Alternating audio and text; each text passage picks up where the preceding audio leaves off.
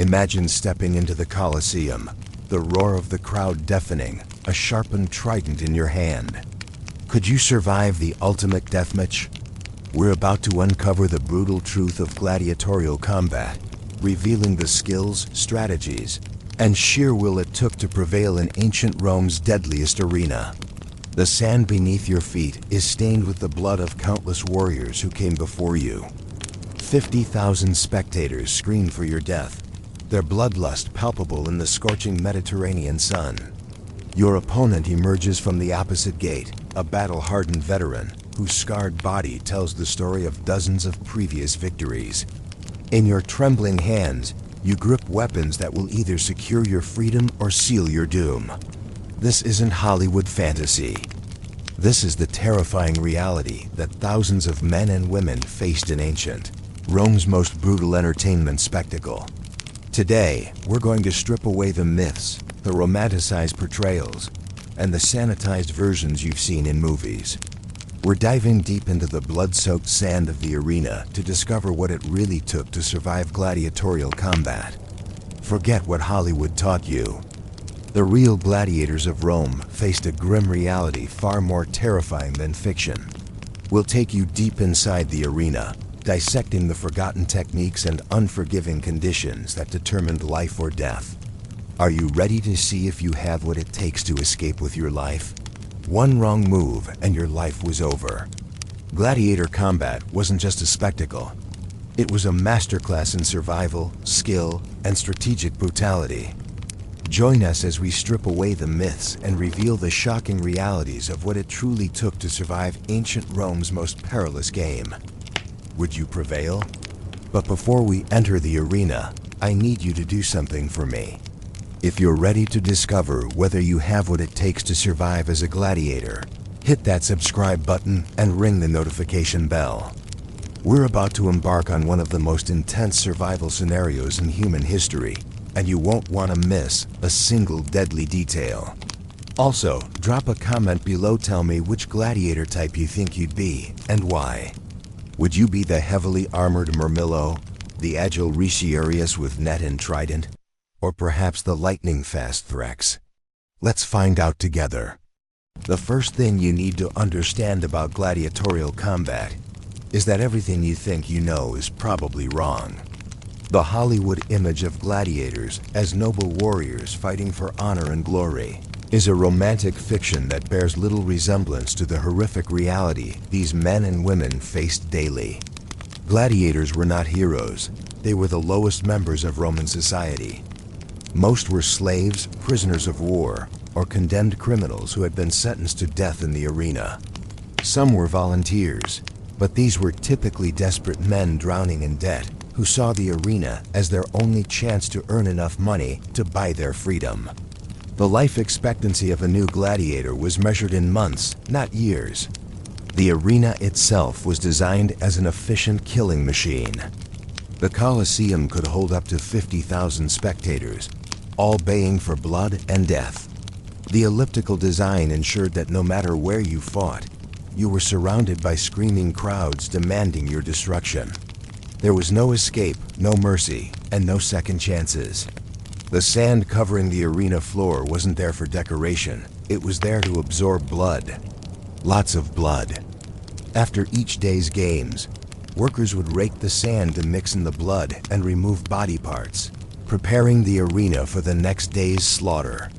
The smell of death was so pervasive that perfumed water was sprayed into the crowd to mask the stench of human carnage below. But here's what most people don't realize. Gladiatorial combat was far more sophisticated than random violence. It was a highly regulated, carefully choreographed system designed to maximize entertainment value while ensuring a steady supply of spectacular deaths. The Romans had turned murder into an art form, complete with rules, referee systems, and elaborate staging. The games typically lasted from dawn to dusk, with different types of combat scheduled throughout the day.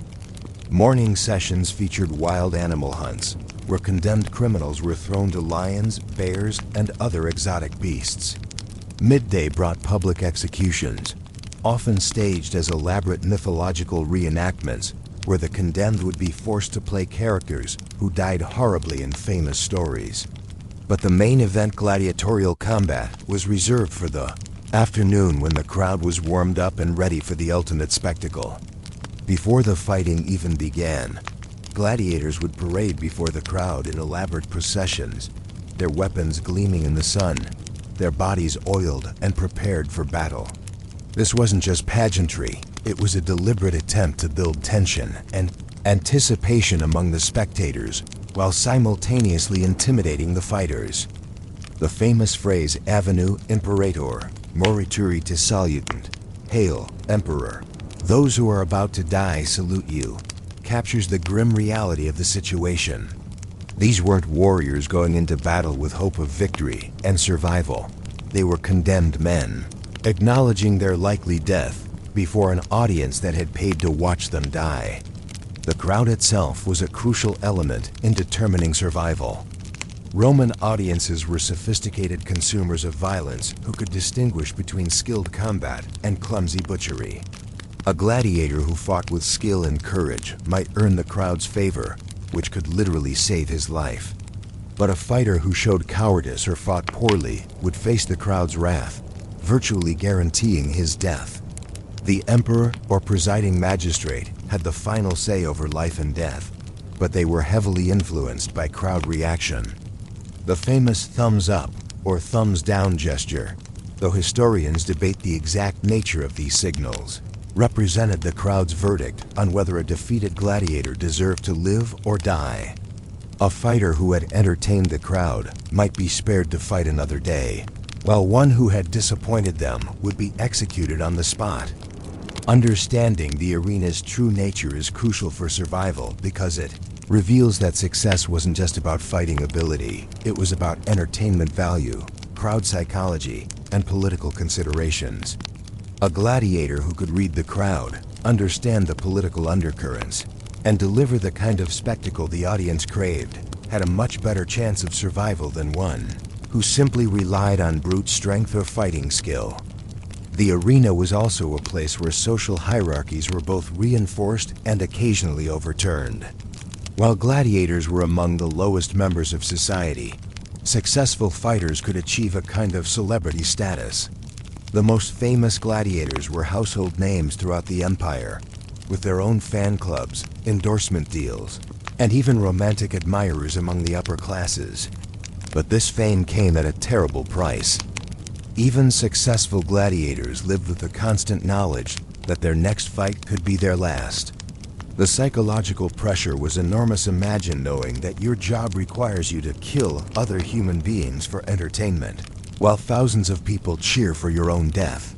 Many gladiators developed what we would now recognize as severe PTSD, leading to high rates of suicide and mental breakdown.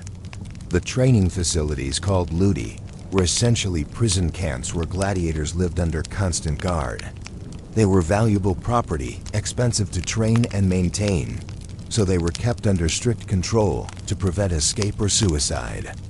The irony was that while gladiators were despised as the lowest members of society, they were also pampered like prize racehorses because of their economic value. This complex reality meant that survival in the arena required far more than just fighting skills.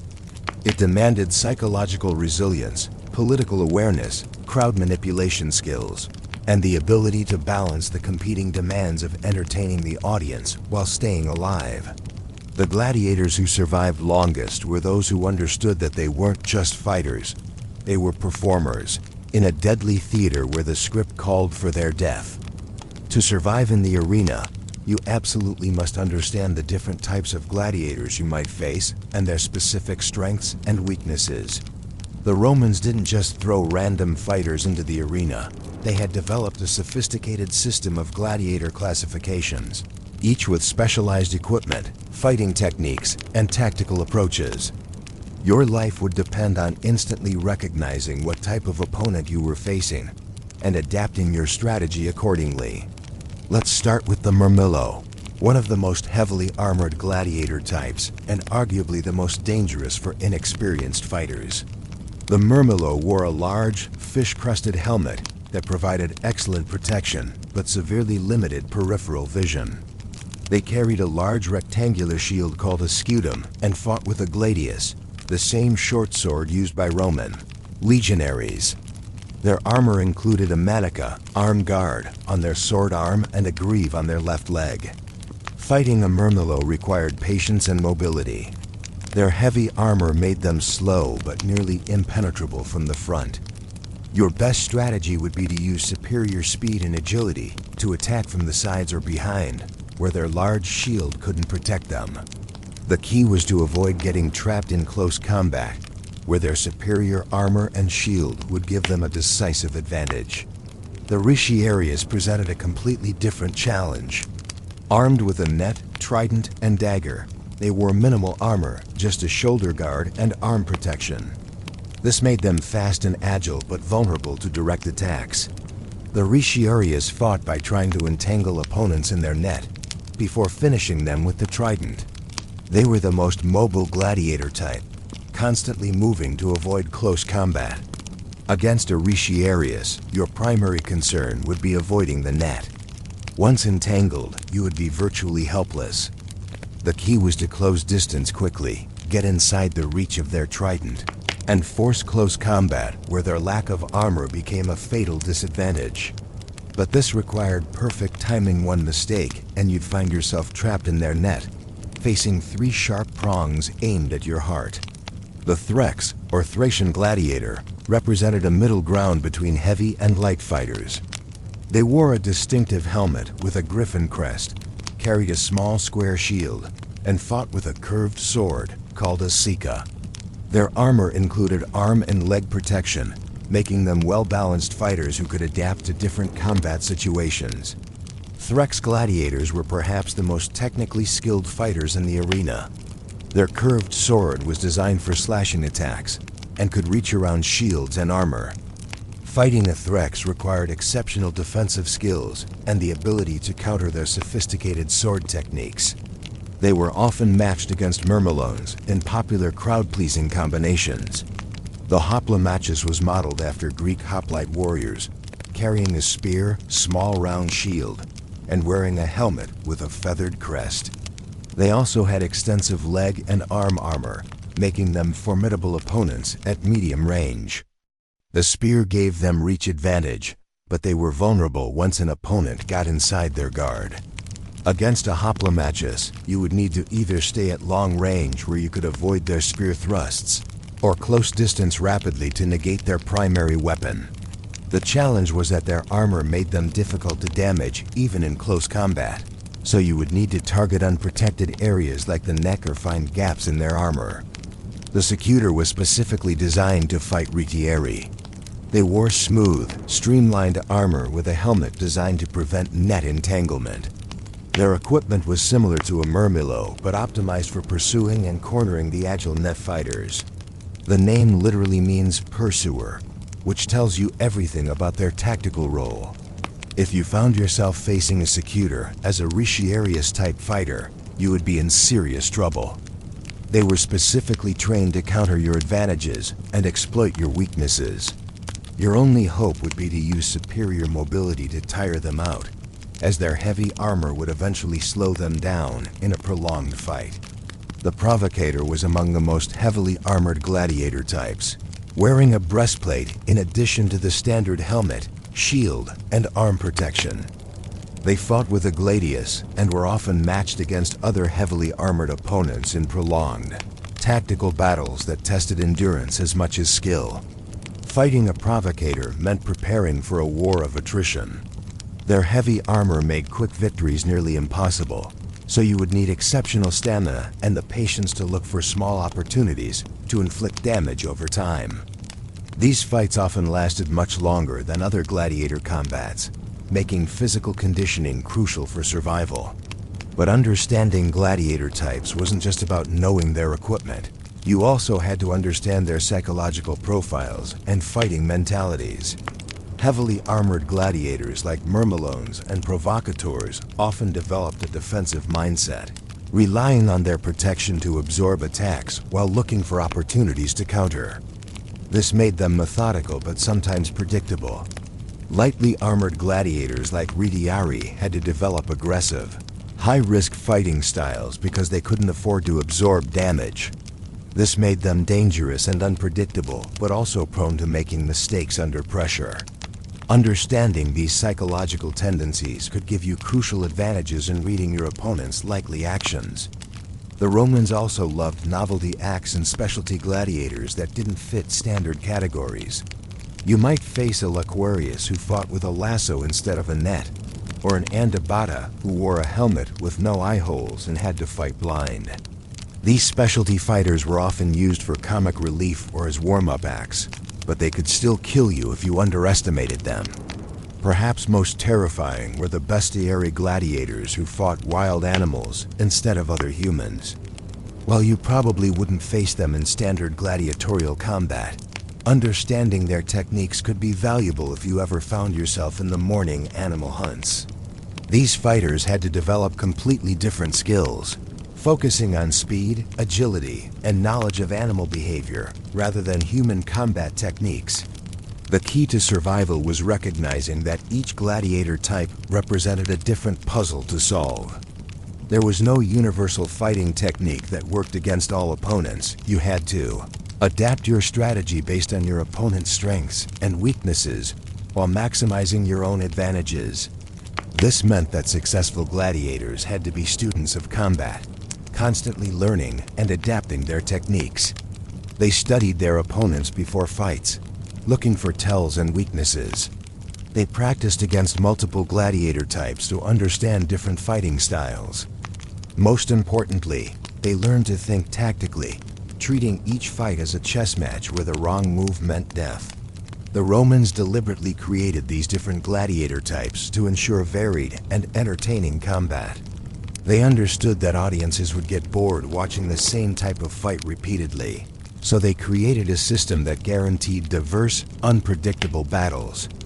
This variety was great for entertainment, but made survival much more challenging for the fighters, who had to master multiple combat styles and strategies to handle any opponent they might face.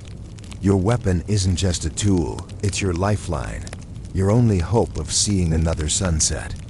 In the arena, the difference between a master and a corpse often came down to intimate knowledge of your weapons and the ability to use them with deadly precision under extreme pressure.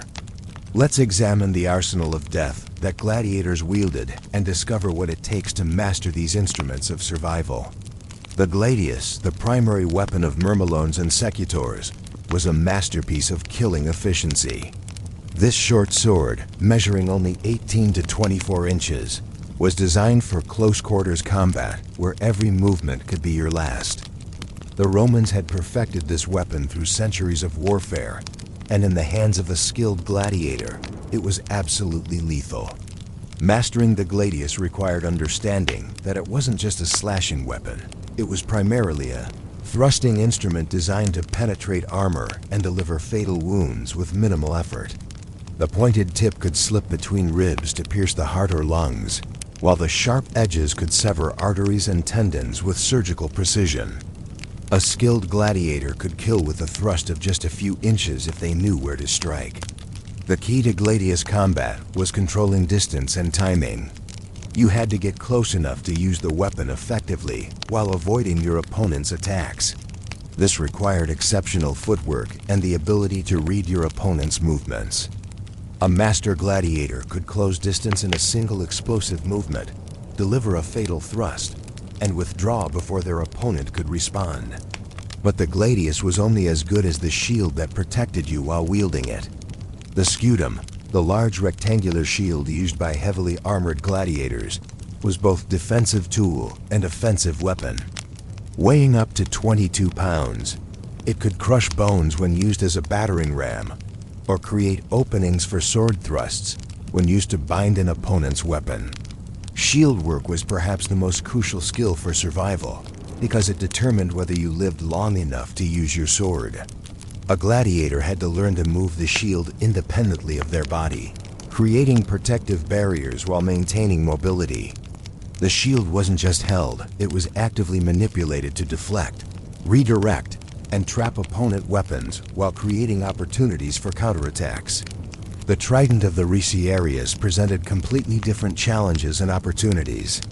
This three-pronged spear was designed to keep opponents at distance while delivering devastating puncture wounds. Each prong could inflict a separate wound, and the weapon's length gave the Retiarius significant reach advantage over sword-armed opponents. Mastering the trident required understanding leverage and timing. The weapon was most effective at medium range, where the gladiator could use its full length while maintaining control. Too close, and the weapon became unwieldy. Too far, and it lacked penetrating power. A skilled Retiarius could use the trident to control space, keeping dangerous opponents at bay while looking for opportunities to strike. The net, the Retiarius's other primary weapon, was perhaps the most psychologically devastating tool in the arena. There's something primal about being trapped and helpless that terrifies even the bravest warriors. A properly thrown net could entangle an opponent's weapons and limbs, leaving them completely vulnerable to the trident's deadly prongs. Net fighting required exceptional timing and spatial awareness. The gladiator had to predict their opponent's movement, leading their target like a hunter tracking prey. Once thrown, the net couldn't be retrieved quickly, so a missed throw often meant death. Successful net fighters developed an almost supernatural ability to read their opponent's intentions and movement patterns. The curved Sika of the Thraex was designed to reach around shields and armor, delivering slashing wounds to areas that straight swords couldn't reach. This weapon required a completely different fighting style, emphasizing fluid, circular movements rather than the linear thrusts of the gladius. The curve allowed for devastating draw cuts that could sever tendons and arteries, even through light armor.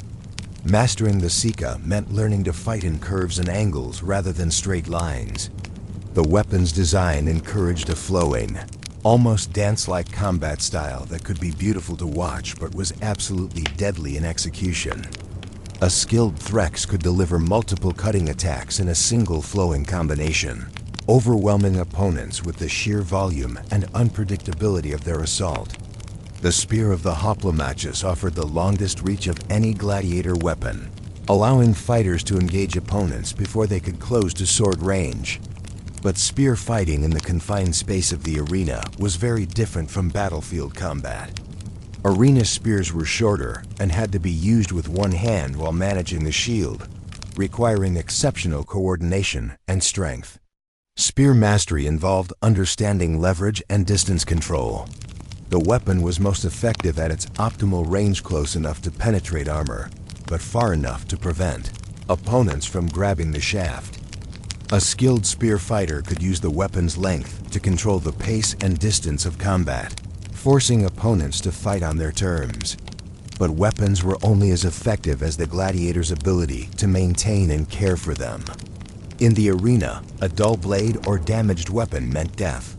Gladiators spent hours each day maintaining their equipment, sharpening edges, checking for cracks, and ensuring everything was in perfect working order. They understood that their life depended on their weapons' reliability. Weapon maintenance also included understanding how different materials behaved under stress. Iron weapons could bend or break under heavy use, while bronze weapons might hold an edge longer, but were more brittle. A gladiator had to know their weapon's limitations and fight accordingly, avoiding techniques that might damage their equipment at crucial moments. Perhaps most importantly, successful gladiators learned to adapt their weapon techniques to different opponents and situations. A technique that worked against a heavily armored Murmillo might be suicide against an agile Retiarius. Master gladiators developed multiple fighting styles and could switch between them instantly based on their opponents, actions, and the flow of combat. This adaptability extended to improvised weapons and techniques.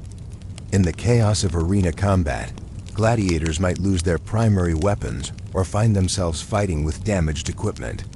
The ability to improvise using a broken sword as a dagger, turning a damaged shield into a club, or even fighting with bare hands could mean the difference between life and death. Training with weapons wasn't just about learning techniques, it was about developing the muscle memory and reflexes that would function under extreme stress. In life or death combat, there's no time for conscious thought. Your body has to react automatically, executing complex techniques while your mind focuses on strategy and survival. This level of mastery required thousands of hours of practice and countless sparring sessions. The psychological aspect of weapon mastery was equally important. A gladiator had to project confidence and competence with their weapons to intimidate opponents and impress the crowd. Hesitation or uncertainty could be fatal, both in terms of combat effectiveness and crowd reaction. The audience could sense fear and incompetence, and they showed no mercy to gladiators who disappointed them. Understanding your weapons also meant understanding your opponent's weapons and how to counter them. A gladiator had to know the reach, timing, and limitations of every weapon they might face. This knowledge allowed them to exploit weaknesses and avoid strengths, turning their opponent's weapons against them through superior tactical understanding. The arena was ultimately won or lost based on weapon mastery. All the physical conditioning, tactical knowledge, and psychological preparation in the world meant nothing if you couldn't effectively wield the tools of your trade. Your weapon was your partner, your protector, and your path to freedom. Mastering it wasn't just about survival, it was about transforming yourself from victim to victor in Rome's deadliest game. The arena wasn't just a test of physical prowess, it was the ultimate psychological battlefield where mental strength often determined who lived and who died. The gladiators who survived longest weren't necessarily the strongest or fastest. They were the ones who could master their own minds while breaking their opponent's will to fight. Understanding the psychology of arena combat is crucial because in those final moments, when death is one mistake away, your mind is either your greatest weapon or your worst enemy. Fear was the first enemy every gladiator had to conquer, and it was perhaps the most dangerous opponent they would ever face. The moment you stepped into the arena, fear would assault you from every direction. Fear of death, fear of pain, fear of failure, fear of disappointing the crowd. This wasn't the manageable anxiety of everyday life. This was primal, overwhelming terror that could paralyze your body and cloud your judgment when you needed them most. Successful gladiators developed sophisticated techniques for managing fear and converting it into useful energy. They understood that fear couldn't be eliminated, it could only be controlled and channeled. Some gladiators used visualization techniques, mentally rehearsing every aspect of combat until they could execute their techniques automatically, even under extreme stress. Others used breathing exercises to maintain calm and focus, preventing fear from overwhelming their nervous system. The most effective gladiators learned to embrace fear as a source of heightened awareness and energy. They understood that the adrenaline surge that came with fear could enhance their speed, strength, and reflexes if properly controlled. But this required training their minds to function under stress, developing the mental discipline to think clearly when their bodies were flooded with stress hormones. Intimidation was a crucial psychological weapon that could win fights before they even began. The gladiators who survived longest were masters of psychological warfare, using their appearance, reputation, and behavior to break their opponent's confidence before the first blow was struck. This wasn't just about looking fierce, it was about projecting an aura of competence and lethality that made opponents doubt their own chances of survival. Physical intimidation started with conditioning and presentation. A gladiator with a scarred, muscular body told a story of survival and experience that could shake an opponent's confidence. But the most effective intimidation was behavioral. The way a gladiator moved, held their weapons, and carried themselves could communicate volumes about their skill and experience. Eye contact was a particularly powerful intimidation tool. A gladiator who could maintain steady, confident eye contact while their opponent looked away had already gained a significant psychological advantage. The eyes revealed fear, uncertainty, and intent, and gladiators learned to read these subtle signals while controlling their own emotional displays. But intimidation was a double-edged sword that could backfire if used incorrectly. Overconfidence could lead to carelessness, while obvious attempts at intimidation might provoke rather than discourage opponents. The most effective gladiators used subtle intimidation techniques that undermined their opponent's confidence without revealing their own tactical intentions. The crowd added another layer of psychological complexity that could make or break a gladiator's performance. 50,000 screaming spectators created an overwhelming sensory environment that could either energize or paralyze fighters. The noise was so intense that gladiators often couldn't hear their own thoughts, much less communicate with trainers or allies. Learning to read and manipulate crowd psychology was essential for survival because the audience's reaction directly influenced the outcome of fights. A gladiator who could win the crowd's favor gained not just emotional support, but actual protection. Crowds would pressure officials to spare popular fighters and punish those who disappointed them. Successful gladiators developed techniques for connecting with the audience while maintaining focus on combat. They learned to acknowledge the crowd's energy without being distracted by it, using the audience's excitement to fuel their own performance, while filtering out negative reactions that could undermine their confidence. The psychological pressure of knowing that defeat meant death created unique mental challenges that few people in history have ever faced. Unlike modern athletes who might lose a game or competition, gladiators faced the ultimate stakes every time they entered the arena. This knowledge could either paralyze fighters with fear or liberate them to fight with desperate courage. Some gladiators dealt with this pressure by developing a fatalistic mindset, accepting death as inevitable and focusing entirely on fighting with honor and skill. This acceptance could be liberating, allowing them to fight without the fear of death that handicapped other fighters. But it could also lead to reckless behavior that shortened their careers.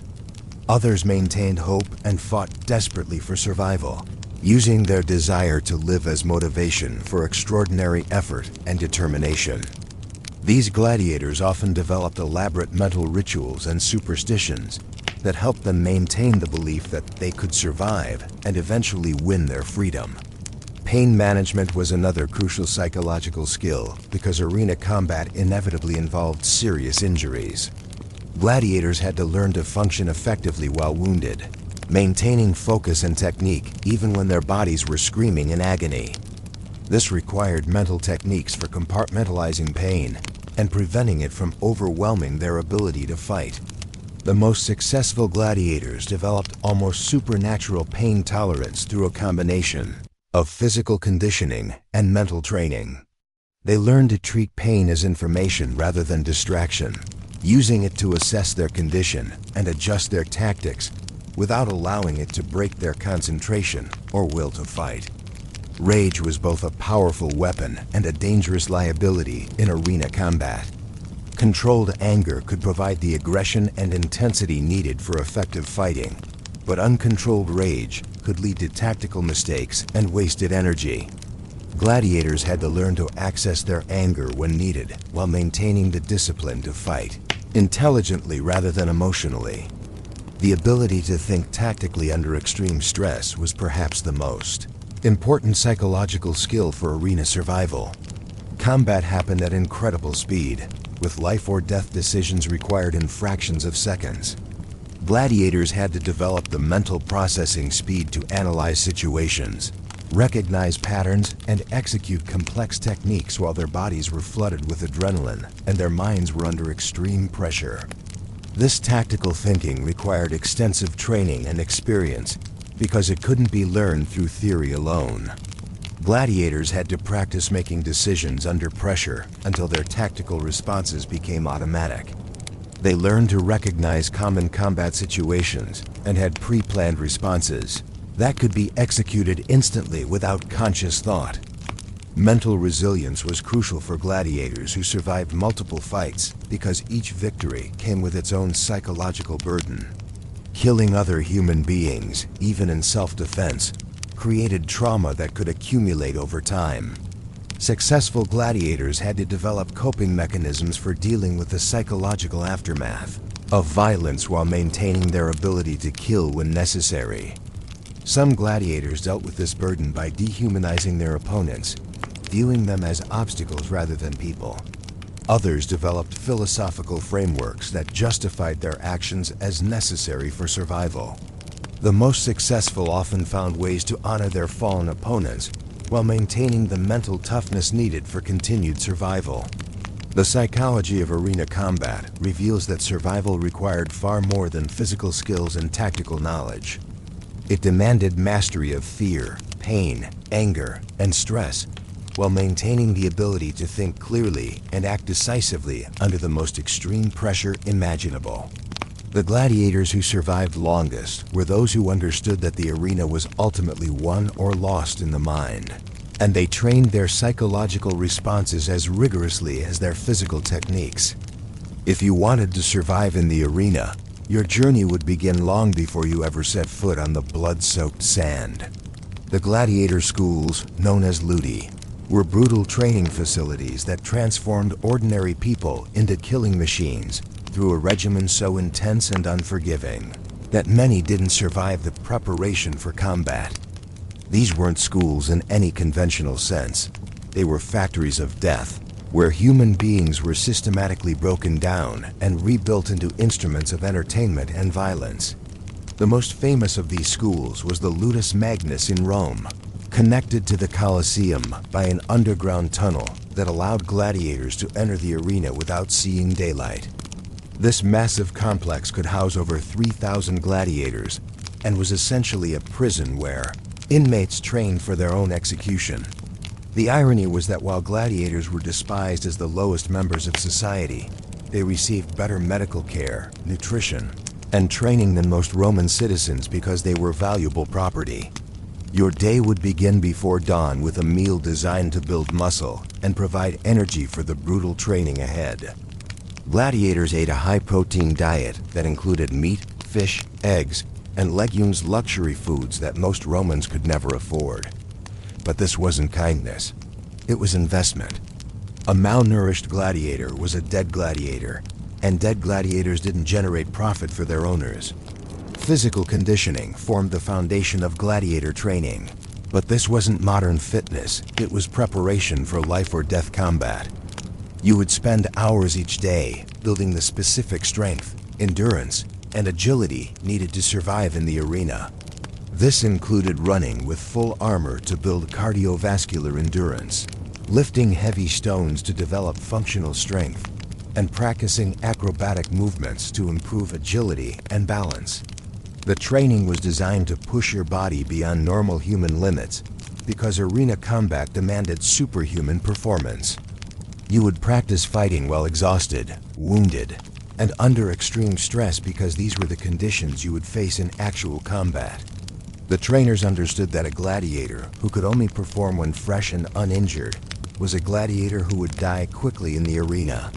Weapon training consumed most of your day and was conducted with a level of intensity that bordered on actual combat. You would practice with wooden weapons against training posts called palace, developing the muscle memory and technique that would function automatically under stress. These training sessions were so intense that gladiators often suffered serious injuries during practice, but this was considered necessary preparation for the real thing. The training progression was carefully designed to build skills systematically while weeding out those who couldn't handle the pressure. New recruits started with basic conditioning and simple weapon techniques, gradually advancing to more complex skills and eventually to sparring with other gladiators.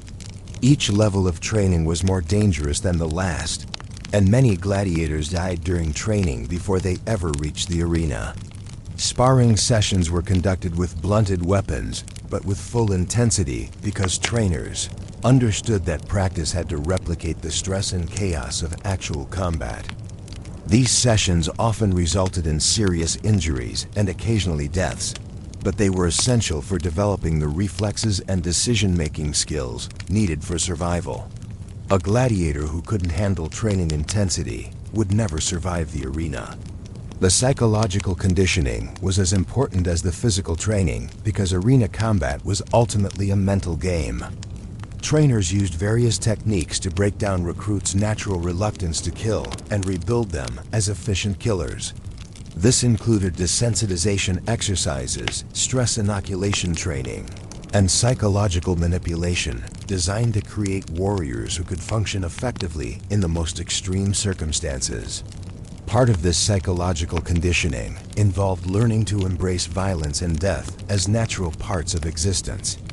Gladiators were taught to view killing not as murder, but as professional skill, no different from any other craft.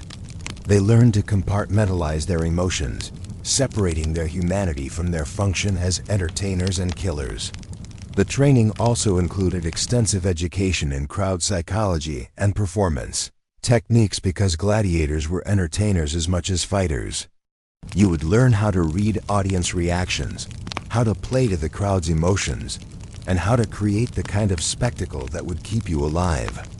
A gladiator who could entertain the crowd had a much better chance of survival than one who simply fought efficiently. Medical training was crucial because gladiators had to understand how to inflict maximum damage on opponents while protecting themselves from similar injuries. They learned anatomy, studying where to strike for quick kills and how to avoid fatal wounds themselves. This medical knowledge was often more advanced than what was available to regular citizens because gladiator schools employed the best physicians money could buy. The schools also provided specialized training for different gladiator types, with separate instructors for each fighting style. A future Retiarius would spend months learning net techniques and trident combat, while a Murmillo would focus on sword and shield work. This specialization was crucial because each gladiator type required completely different skills and tactics. Tactical training involved studying the strengths and weaknesses of different opponent types and developing strategies for each possible matchup. Gladiators learned to recognize different fighting styles instantly and adapt their tactics accordingly. They studied recordings of famous fights and analyzed the techniques that led to victory or defeat. The training regimen also included lessons in showmanship and theatrical presentation because gladiatorial combat was entertainment first and sport second. Gladiators learned how to make their fights visually spectacular, how to build tension and drama, and how to create memorable moments that would impress the crowd and increase their chances of survival. Perhaps most importantly, the schools taught survival instincts and the killer mentality needed for arena combat. Trainers worked to eliminate hesitation, doubt, and mercy, because these emotions could be fatal in the arena. They created warriors who could kill without hesitation and continue fighting even when severely wounded.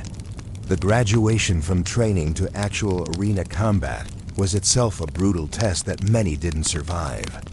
New gladiators were typically matched against experienced fighters or dangerous animals in their first appearances, with survival rates that were appallingly low.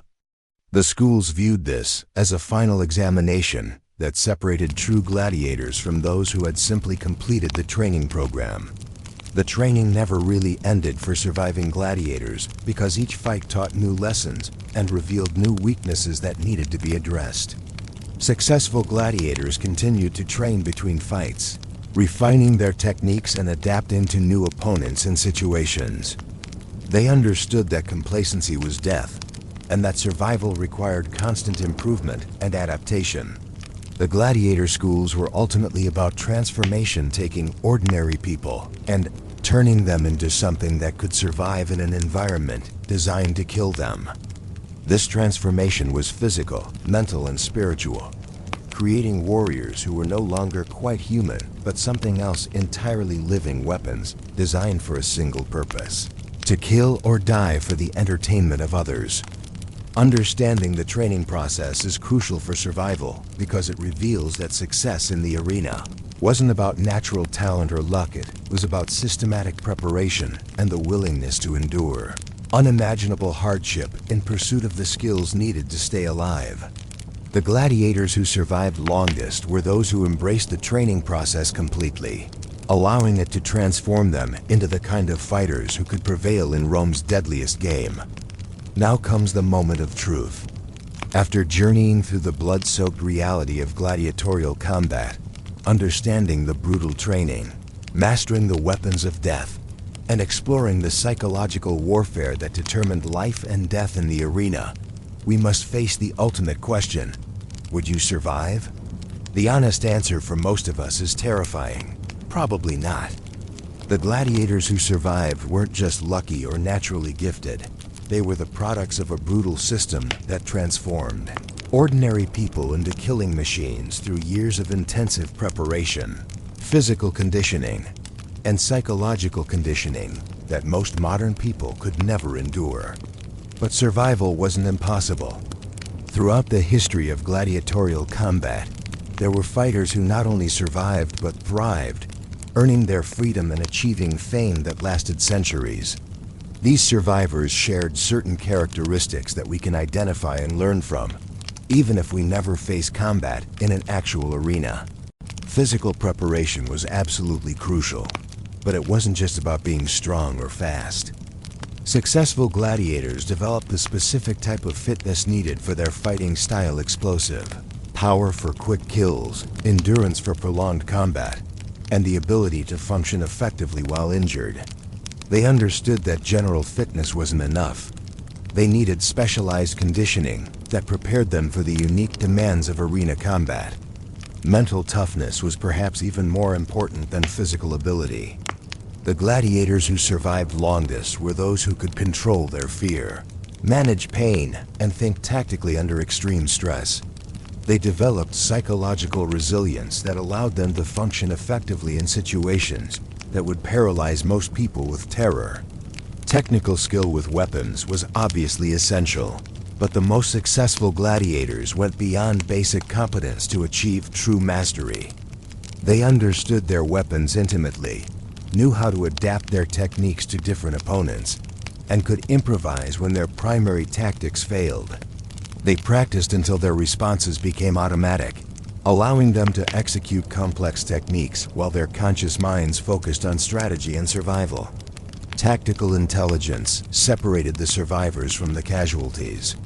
Successful gladiators were students of combat who analyzed their opponents, understood crowd psychology, and made smart decisions about when to fight aggressively and when to be defensive. They treated each fight as a puzzle to be solved, rather than just a test of strength or courage. Adaptability was crucial because no two fights were exactly alike. The gladiators who survived longest were those who could adjust their tactics based on their opponent's style, the crowd's mood, and the specific circumstances of each fight. They didn't rely on a single approach, but developed multiple strategies that they could employ as needed. Perhaps most importantly, successful gladiators understood that survival required more than just winning fights. It required managing their entire career as an entertainer and performer. They learned to read crowds, build fan bases, and create the kind of memorable performances that would keep them alive even when they lost fights. The psychological burden of gladiatorial combat was enormous, and many fighters who survived physically were destroyed mentally by the experience. The gladiators who maintained their sanity longest were those who found ways to cope with the trauma of killing and the constant threat of death.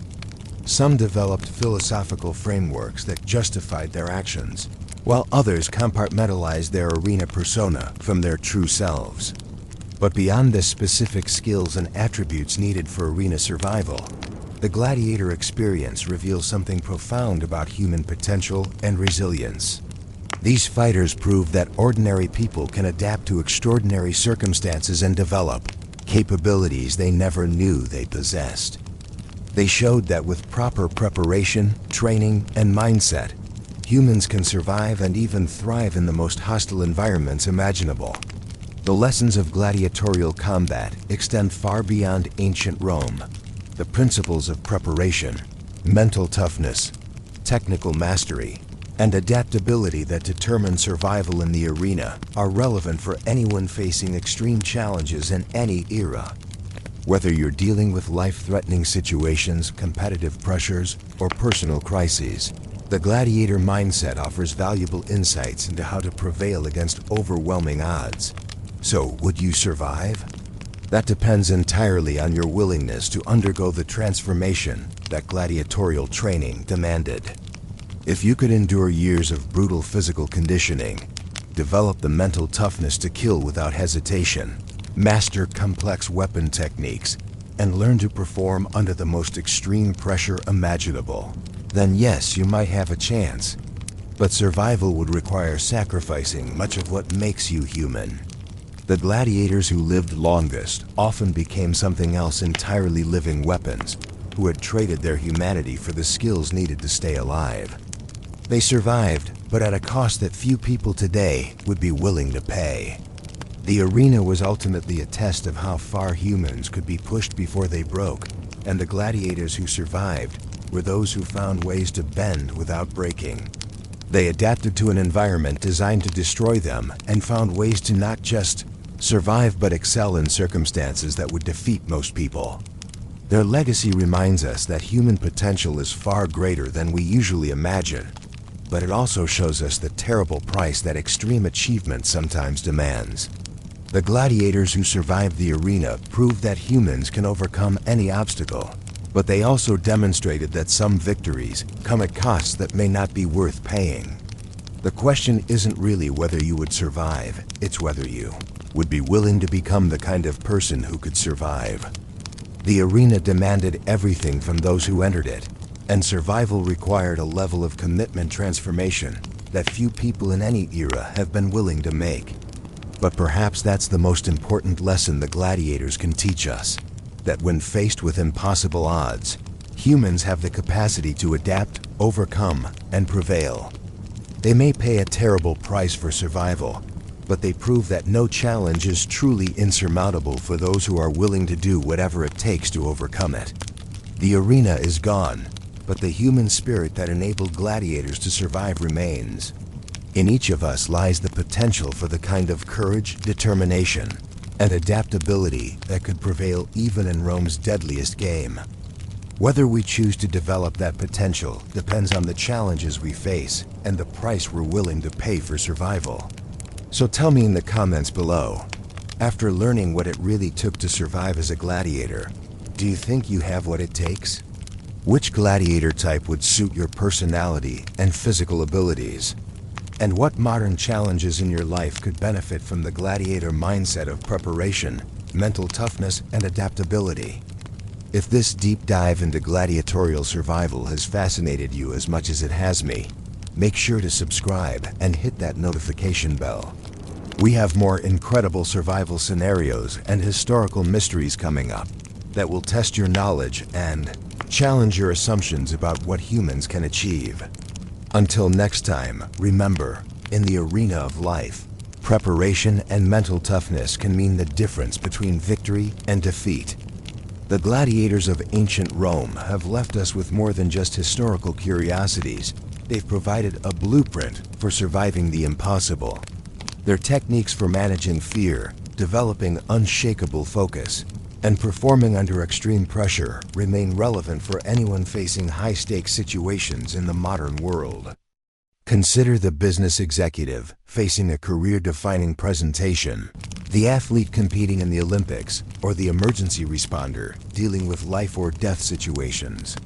The mental techniques that kept gladiators alive: visualization, stress inoculation, and tactical thinking under pressure can be adapted for contemporary challenges that, while not involving mortal combat, still demand peak performance when failure isn't an option. The gladiator approach to preparation offers particularly valuable lessons for our modern world. They understood that hoping for the best while preparing for the worst wasn't just smart strategy, it was essential for survival. They trained for scenarios they hoped would never occur, developed backup plans for their backup plans, and built redundancy into every aspect of their preparation. This level of thoroughness seems almost obsessive by today's standards, but it's exactly what enabled them to survive in an environment where a single mistake meant death. Modern professionals in high-risk fields, from military special operations to emergency medicine, have adopted similar approaches, understanding that comprehensive preparation is the foundation of success in extreme situations. The Gladiator emphasis on continuous learning and adaptation also offers insights for navigating our rapidly changing world. They couldn't afford to become complacent or rely on outdated techniques because their opponents were constantly evolving and improving. This forced them to be lifelong learners who continuously refined their skills and adapted to new challenges. In our modern context, this translates to the importance of staying current with industry developments, continuously upgrading skills, and remaining flexible in the face of changing circumstances. The gladiators who survived longest were those who embraced change and used it as an opportunity to gain advantages over less adaptable opponents. Perhaps most relevantly, gladiators understood the importance of mental resilience in overcoming seemingly impossible odds. They faced situations that would break most people, yet they found ways to maintain focus, make good decisions, and continue fighting even when victory seemed impossible. This mental toughness wasn't innate, it was developed through systematic training and experience. The techniques they used for building psychological resilience controlled exposure to stress, mental rehearsal of challenging scenarios, and the development of coping strategies for extreme situations have been adopted by modern psychology and are used to help people overcome trauma, anxiety, and other mental health challenges. The Gladiator story also reveals the power of purpose and meaning in sustaining human performance under extreme conditions. Many gladiators found ways to create meaning from their brutal circumstances, whether through the pursuit of freedom, the desire to provide for their families, or simply the determination to survive with dignity. This sense of purpose gave them the motivation to endure unimaginable hardships and continue fighting when rational analysis suggested surrender. Modern research in psychology confirms what the gladiators understood intuitively, that people can endure almost any suffering if they can find meaning in it. This insight has applications far beyond combat, helping people navigate personal crises, professional setbacks, and life challenges that test their resolve and determination. The social dynamics of the arena also offer lessons about performance under public scrutiny and the importance of managing external perceptions. Gladiators had to perform not just for their own survival, but for the entertainment and approval of others. They learned to use crowd energy to enhance their performance, while filtering out negative reactions that could undermine their confidence. In our social media age, where public performance and perception management have become crucial skills for success in many fields, the gladiator approach to crowd psychology offers valuable insights. They understood that authenticity and competence were more important than trying to please everyone, and they focused on delivering genuine value rather than simply seeking approval.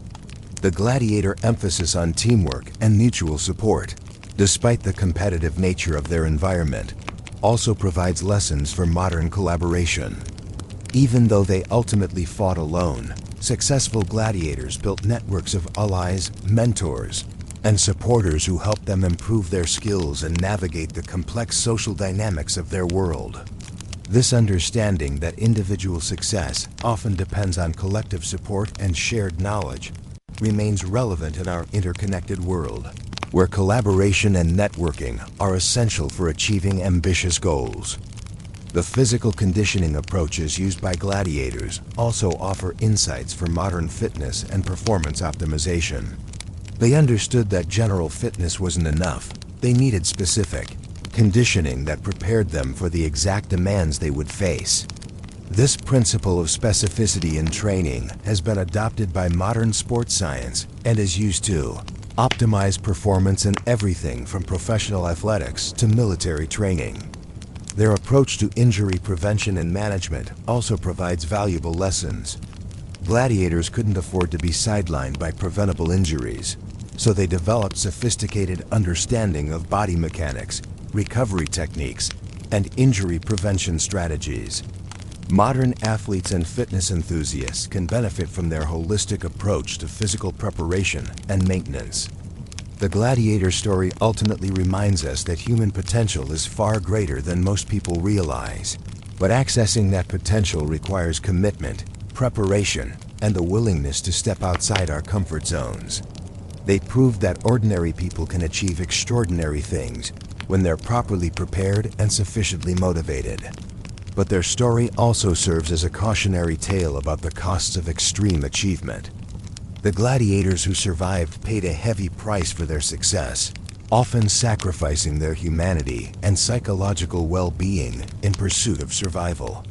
This reminds us to carefully consider what we're willing to sacrifice in pursuit of our goals, and to ensure that our achievements don't come at the expense of our core values and relationships. As we face our own challenges in the modern world, whether they're professional, personal, or societal, the gladiator example offers both inspiration and practical guidance. They show us that no obstacle is truly insurmountable for those who are willing to prepare thoroughly, adapt continuously, and persist despite overwhelming odds. Their legacy challenges us to examine our own lives and ask difficult questions. Are we preparing as thoroughly as we could for the challenges we face? Are we developing the mental toughness needed to persevere when things get difficult? Are we willing to step outside our comfort zones and embrace the kind of growth that leads to extraordinary achievement? The arena may be gone, but the principles that enable gladiatorial survival remain as relevant as ever. In a world that often feels increasingly challenging and unpredictable, the gladiator mindset of preparation, adaptability, and relentless determination offers a path forward for anyone willing to embrace it. So as we conclude this journey into the brutal world of gladiatorial combat, remember that you carry within you the same human potential that enabled ordinary people to survive in Rome's deadliest arena. Whether you choose to develop that potential depends on the challenges you're willing to face and the price you're willing to pay for the achievements you desire. The question isn't whether you would survive in the gladiatorial arena, it's whether you're willing to apply the lessons of gladiatorial survival to the arenas of your own life. The choice, as always, is yours. Don't forget to like this video if it challenged your thinking about human potential and survival, and subscribe for more deep dives into history's most extreme survival scenarios. Share your thoughts in the comments about which gladiatorial lessons you think are most relevant for modern challenges, and let me know what other historical survival situations you'd like us to explore. Remember, in the arena of life, preparation meets opportunity, and those who are ready when their moment comes are the ones who write their own stories of survival and success.